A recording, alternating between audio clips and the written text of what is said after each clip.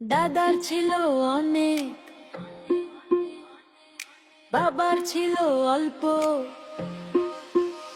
আমরা ব্রাজিল সমর্থক, আমাদের হাডা ভরা গল্প।